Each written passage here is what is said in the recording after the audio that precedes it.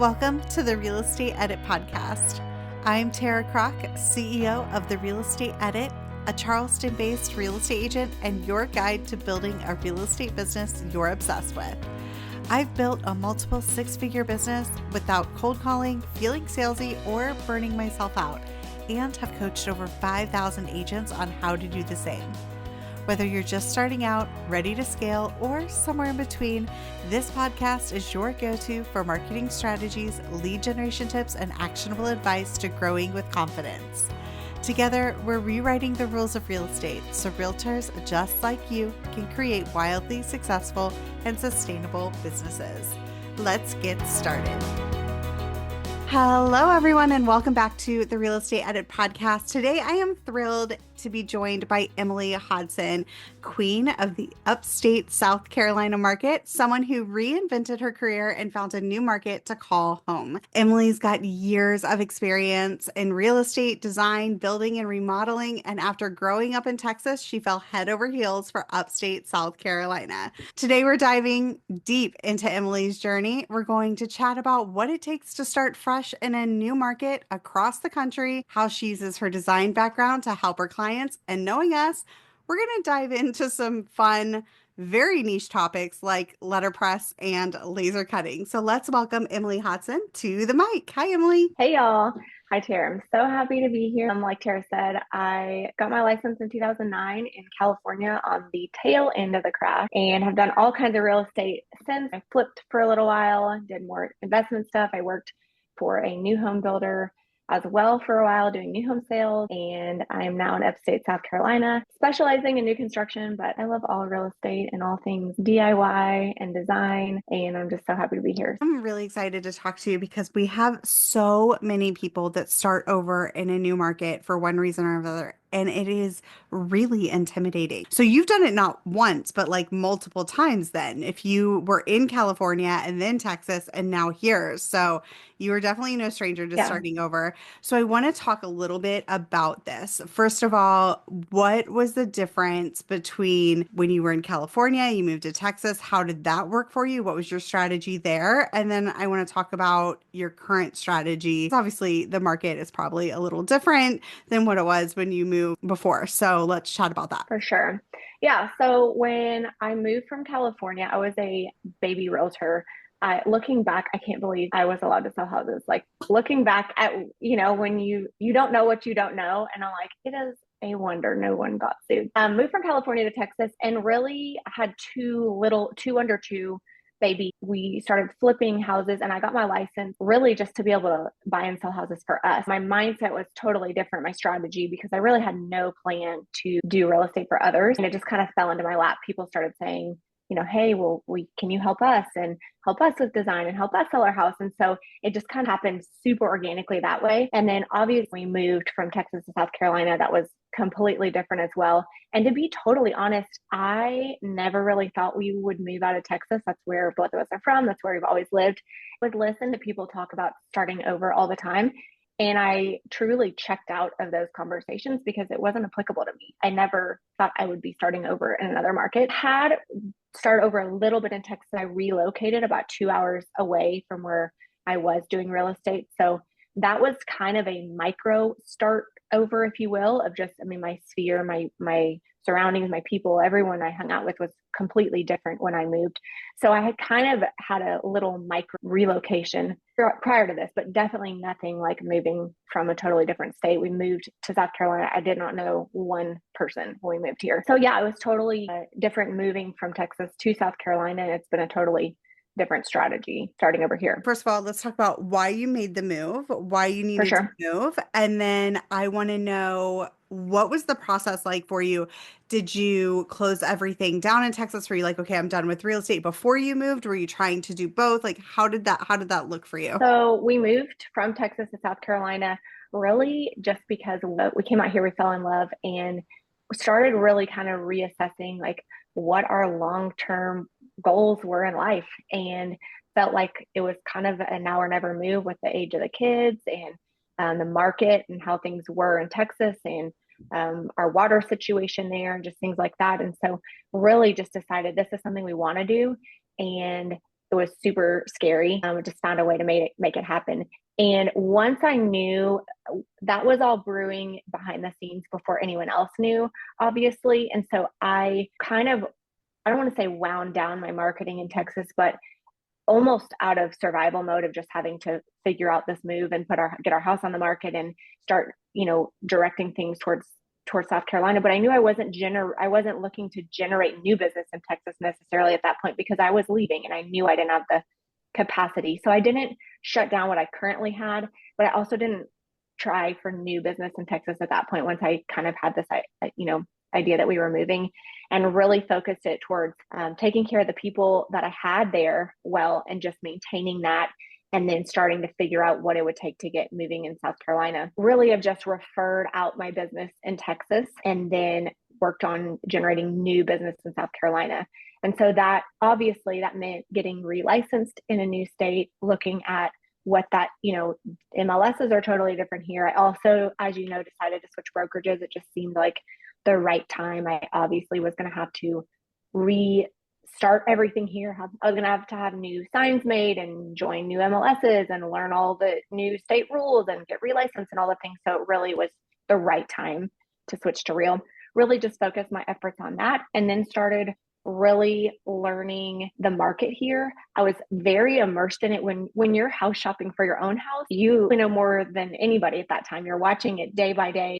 Every new listing that came up, I knew. And so I just knew I wanted to continue that momentum of knowing that market so well. And so that's kind of what I focused my efforts on at the very beginning, was getting licensed and learning my market, because those were things that were easy and I could do. And then I really held off on trying to, I don't want to say network because that's not the right word, but form community in a deep way until I was licensed. Once you start doing that, people begin to investigate you and they look at you online and they look at your social media. And I couldn't at that publicize that I was a licensed South Carolina agent because I was not. That's kind of how I first started when we got here. That's super smart and something that I would not have even thought of as far as waiting to really start creating deeper relationships until after your license. Because you're right, people absolutely are going to be, you want to connect with them on social media. You want to tell them when they're like, "Hey, what do you do?" You want to be able to tell them what you do, but until you're licensed, you can't. Now, when you were in Texas still, is that when you started taking your South Carolina license, or did you wait till you were already here? How did that work? Signed up for the class and I did start taking the classes because there was no reciprocity. So I had to completely start over. And then it took me a couple months once we got here. And then you can't apply to take the test until you have an address here. So, and have a South Carolina license and those kinds of things. So it took me a little bit longer than I expected once we got here. But I think in total, it was about 4 months until I was licensed from the time we moved here. And Yeah. you mentioned that is when you decided that it was a good time for you to switch brokerages. So I kind of want to talk a little bit Mhm. about that. Yeah. Why the move? Why did you feel like it was time to make a switch? I had been considering moving for a while. I'm not super needy with a brokerage, to be honest. I've kind of just always done my own thing. And I think that was more the question, is when people ask me why I would stay where I was, I did not have a good answer for that. There was nothing that was keeping me there. And I knew that there were better and other opportunities. I'd been, watching some people go to Real. I was looking for a more local community of agents, and just the way things aligned and the community, it made sense for me at that point to go ahead and Yeah. switch. It was a good time. Yeah, I agree with you. That's actually a really good time when you are switching markets. If you, again, Mm-hmm. maybe just looking for other opportunities. So now that you're here, now that you are in South Carolina, you are licensed and you are getting your feet wet, you're getting started, which you're doing really well already. But I want to talk a little bit about what that process is. What's your For strategy? sure. What are you doing that you feel like is really making a splash as far as your lead generation and your marketing and your branding? And first of all, I just want to let you know, if you're listening to this episode, you need to deep dive Emilee because her branding is top notch. If you know me, you know I'm all about good branding, and she has great, Thank great you. branding. Her website is beautiful. She is all about design. That is one thing that we align 100% on.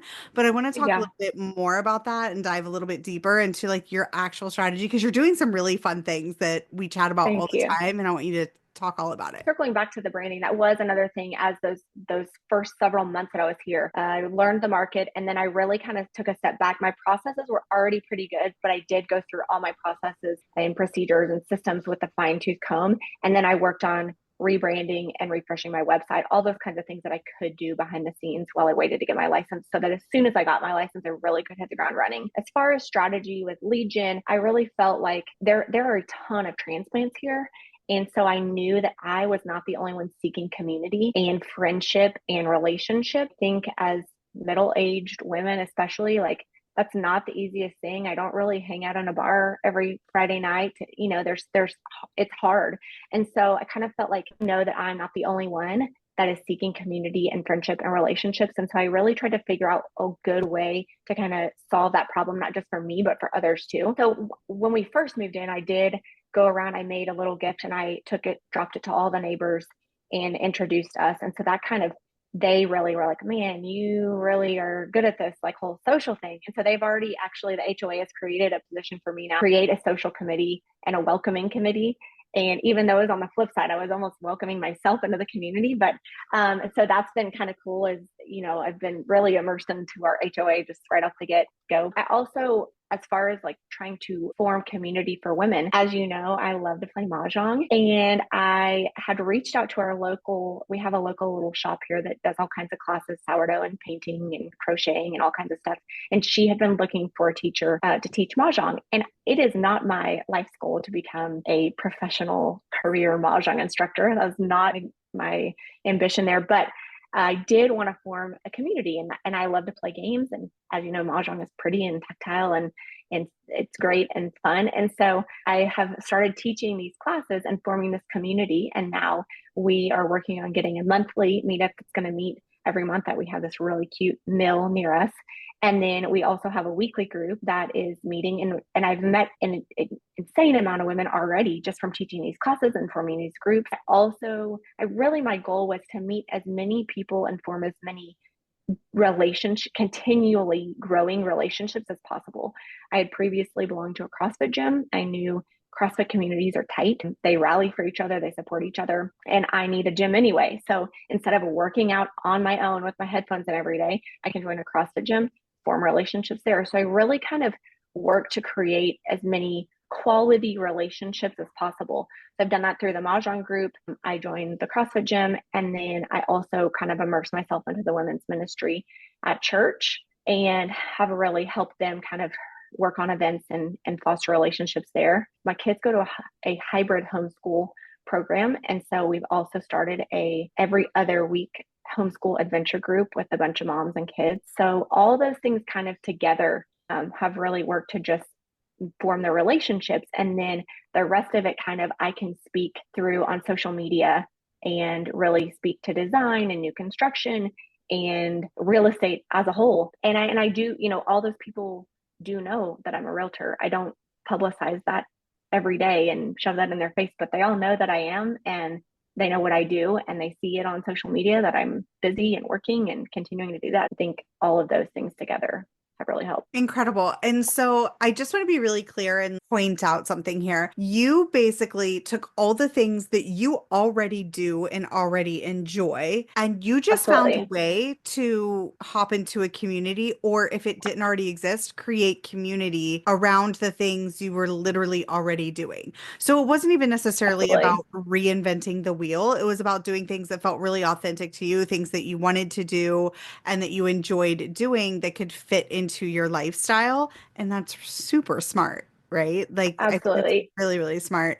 And it's a great way for you to obviously make meaningful connections. And I talk a lot about your ideal client avatar and, you know, working with the people that obviously you align most with. And what better way to find those people than the people that are doing the same things that you want to do? So it sounds super, Absolutely. super smart. Sounds like you're getting a great jump start already. I Yeah. want to dive in a little bit to about design and how you're kind of finding a niche on top of that. So not only are you creating your ICA and then creating an atmosphere for them to connect with them, but you're also really jumping into a specific niche. Can you talk a little bit about that, your background with that, why you want to do the design and the new construction and all that fun stuff? As you said before, I used to run a stationery business. I did letterpress stationery. I've always loved design and pretty things and graphics and all of that kind of stuff. And then I also worked for doing new home sales. I love new construction. I love building things from the ground up and helping others do that. My husband is also a project manager for a fabulous custom builder in our area who they build incredible houses. And so I think a lot of real estate is, like you said, finding something that number one, that you enjoy. And then the second thing is you can find lots of problems in real estate. And if you can find a solution for those and it happens to be something that you enjoy, even better. And that's kind of what I've done. So as I've watched my new construction clients struggle through design and visualizing things, all of that throughout the home building process, I've kind of seen a problem and a struggle. And I watch it, I hear it from my husband as well. I mean, they're building multi-million-dollar houses and they don't have a designer. They literally have cried in his walkthroughs because something looks different than they thought it would look. And no one coaches people on that. And there are things that come easy to me to visualize that don't come easy to others. As I've seen this problem, it really made me understand that, and you don't know what you don't know, as it's not hard for you, but as I've watched it for other people, it's hard for them to go through this process and this is their first time doing it, or maybe it's their fourth time doing it, but they still don't know what they like and they get overwhelmed looking at Pinterest and they have no idea something looks pretty, but what it actually takes to take that tile and get it on the wall is, and all the things that come along with building. It just made sense for me to, number one, specialize and focus in new construction, but then also to walk clients through really hand in hand, because that's not a builder's job. That's not a project manager's job. They're not there to field these midnight emotional breakdown calls of not being able to pick the grout color. It's just not their job. Is to manage the project. I felt like it really was a disservice to my clients sometimes to hand them, I don't want to say hand off because I don't hand them off, but to walk alongside them with this builder who really is doing a design disservice. And that's why a lot of times people are building is to build what they want and what they like. And sometimes they don't even know what they want and like. And so I really just saw this need to walk through the process along with clients and hold their hand and coach them and help them visualize things. And so one of the things that I really decided is just part of my process with new construction clients is rendering and design boards. And I'm at every design appointment with them and I am walking through that with them because that's number one, it's my love. And number two, it's my gift and I can help them with that. And so if you can, no matter what niche you're in, if you can find a struggle, and I've seen that with, whether that's with senior clients, of helping them figure out where they're going next after they sell this house. Like maybe they're selling this house or their family's selling this house, and then coaching them along what's next. Is that your job description? Not really, but is it solving a need and a problem, and in turn also helping your business? Then why wouldn't you do that? I feel like you can almost find something like that no matter what your specialty is to be able to help them with. I think that's such a great way of framing it. There are a lot of problems in real estate. And if you can find a problem that you yourself can solve based on a gift that you have or something that, again, you enjoy doing, you're going to have a great niche. That's going to And a be. lot of times people don't even know this problem is coming because they don't know what they don't know, but because you've seen it happen over and over and over again. And so that's kind of what I saw. We'd be walking through floor plans with clients and I would explain to them, like, you understand between this living room and this kitchen, this line, this means you're going to have a fur down you're going to have a big blank wall. And they'd say, no, we don't. What are you talking about? I'm like, well, the ceiling height here is 12 foot and the ceiling height here is 9 foot. That means you're going to have a fur down. And so those kinds of things that just, because I'd seen it happen over and over again. So if you could, like you said, if you can find that and then help them, because they don't know that problem's coming. They wouldn't have known until it was put up on the wall. And then they see that. Super smart. I love that. And a lot of times we talk about different niches and getting into different niches. And it's like, yeah, but how do you choose? You kind of just came up with a framework right there. Think of a problem Mm-hmm. that you see over and over again. think of a gift that you have, or if you're able to solve that problem, and boom, you have yourself a good niche with your design. Now, again, if you have not deep dived, Emilee, I am going to make sure that you give all of your information on how people can follow you. I am obsessed with following you on Instagram because you do talk about your Mahjong and when you're homeschooling. And even though you don't have it anymore, when you're out back making burgers on your My redneck griddle. your redneck Yes. griddle. She had her redneck Blackstone. So she would Yeah. have one of those like griddles out back. She'd be sitting on the ground That you flipping plug into the burgers. wall with an extension cord.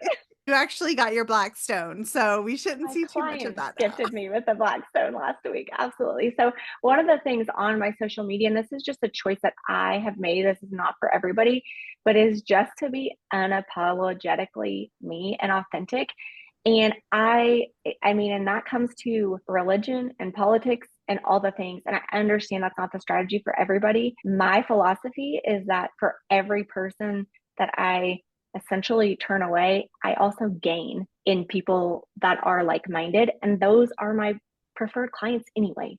If you follow my social media, you will see there's certain things that other people are like, oh, I would never post that. And I'm like, well, you don't have to, but this is my social I media. love that. And you also are just you mentioned it before, but you love a good DIY. So you're always sharing projects. And here's the thing, none of this is inherently real estate related. So yeah, you do Mm-mm. post some tips here and there, but you do post fun content, like day-to-day content. When you're at a new restaurant, you're posting it. When you are doing your mahjong and you do some of the most fun, crafty things, you go above and beyond. So, one of the things that Emilee and I very quickly kind of aligned on was our backgrounds because we both were in the stationery world, this is very bizarre that all of this is similar Very because unusual. you do not find people that have these same interests. Yeah, But she also has a laser, and the laser is a great tool to be able to create really fun projects. And it I is. had a business where we were creating laser projects all the time. So anyway, we had a lot that we aligned on. But with all of that being said, when you watch her, she is prepping for her mahjong parties, or you are milling flour. Am I saying that right? Because that is not You my take are. at all. I So do mill she my had own flour. yeah, she's like milling flour. She's making her own bread. She's doing all of these really cool things that make it super fun to follow her on a day-to-day basis because it is personal.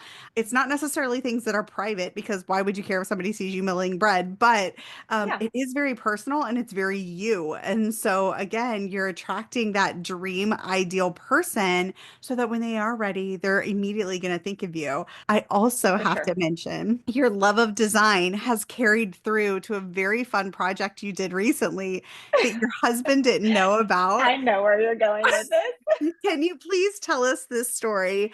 Because it was the most fun thing to watch behind the scenes. We have an adorable rabbit. Her name is Mabel, and she is a European teddy whitter. If you have seen her, you will know. I mean, she looks like a tiny stuffed animal.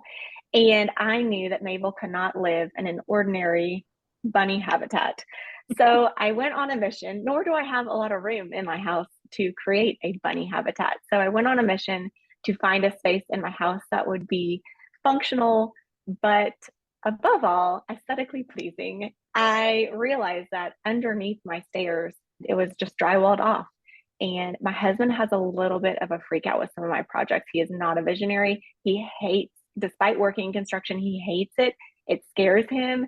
He is just, he can't stand it. So I had to figure out how to create the space underneath my stairs by punching holes through the wall to see what was under there without him knowing. I did that. I kind of blocked it off until it looked decent enough. I have had enough drywall dust for the rest of my life, but ultimately finished it out and wallpapered it. It has pink scallop trim and these gorgeous antique sconces in there, and she's got vinyl flooring, and I did use my laser to create an entrance that looks like a little house for her. It's fantastic. And now he loves it, which I knew I It's know that's how it happened. adorable. It is adorable. Thank you. You have a Thank reel or you. something on there, right? On your I do page have that a reel. people see. I need Yeah. to make some more, but It is yeah, so cute. Like she said, she's like, okay, hopefully he doesn't see that I'm doing this. And she's literally cutting holes in her wall.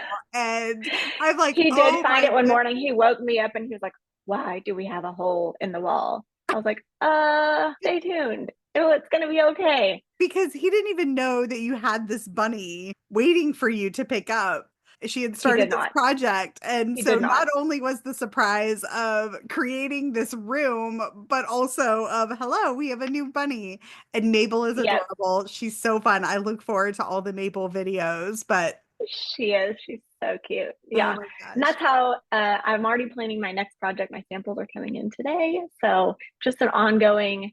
I know. I What's your know. next project? You got to tell us. I'm gonna revamp my laundry room. Luckily, this house is new and everything is now a fun project. I'm not doing any, 90s shower remodels. I'm starting with a great canvas. So I'm going to plank the walls and then do a stone backsplash and build a laundry folding table with brass casters. It's gonna be so cute. So that'll be coming up I soon. love this. So again, you're Yeah. showing a little bit of your skills, your design through these projects that you're doing that are fun to watch, because who doesn't love watching a good before and after, Hmm. right? And you kind of take us along Exactly. for the process. There was some sort of oopsie that you made with with Mabel's thing. What was it? Like you accidentally like framed in a light or something? Oh, yeah. I ran my extension cord through and then framed around it and then realized I couldn't get the light out. So I had to take that out. It just, it happens to the best of us. And my options, it was expensive light. So my options were cut the cord, which was not ideal because it was expensive, or take it out and redo it. So I took Yeah, it out and redid it, but it I just love it. happens. And I think that's why new construction and design makes sense, for me, because I'm doing that stuff anyway. And so, like you said, if you can find something that you're kind of immersed in and doing on your day to day anyway, post about it every chance you can, because people don't see all of your stuff. And it's part of my daily life now. I just post all day, every day about whatever I'm doing. I love it. Amazing. Well, I would Yeah. love to know if you were talking specifically to somebody that was like, all right, I'm moving to a new market. I'm Hmm. nervous. Where should I start? What should I do? What is your advice for me? What would you say? Yeah. I will say, I mean, the train is slow to get rolling, and that's okay. Just hang in there. But start learning the market, and you can do that easily I didn't have access to the ML apps, but I had realtor.com and I had Zillow and I had ways to watch houses every single day and watch pricing. Start learning your market and then start figuring out a strategy to meet people and form relationships, because you can't sell houses if nobody knows that you exist. So start figuring out ways that are authentic to you to meet people and form friendships. You're going to want those anyway. We are not made to be alone and be lonely. And so, and I'm like you, Tara, I'm an extroverted introvert. So I host these things. I'm hosting a neighborhood women's night tonight. We do it monthly. And sometimes it's the day of, and I'm like, I wish I could cancel. I don't love it. I don't. But every time afterwards, I always get texts. People are so happy that they came and that they're forming relationships. And then when I see those people on the street, I wave at them, they text me and ask if they can borrow things. And so it just grows into deeper relationships. And so those would be my main pieces of advice. Learn your market, figure out ways to form relationships, be authentic, and just hang in there. I love it. Amazing. Yeah.